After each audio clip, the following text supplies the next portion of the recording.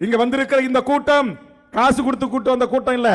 தலைக்கு 1000 ரூபாய் இல்ல. இங்க கூட வந்த பெண்களுக்கெல்லாம் எங்க குமார் போகும்போது உங்களுக்கு 500 ரூபாய் பட்டு வரா செய்யப்படும்னா எந்த தாய்மார்களும் ஏந்திருக்காது. ஏன்னா போகும்போது 500 ரூபாய் வாங்கணும் இல்ல. ஆனா இது காசு கொடுக்கறன்னு சொல்லி கூட்டு வந்த கூட்டம் இல்ல, உங்களின் வாழ்வுரிமைக்காக கூடியிருக்கிற கூட்டம் என்பதற்காகத்தான் இங்கு குமார் அவர்கள் இதை ஒழுங்கு செய்திருக்கிறார்.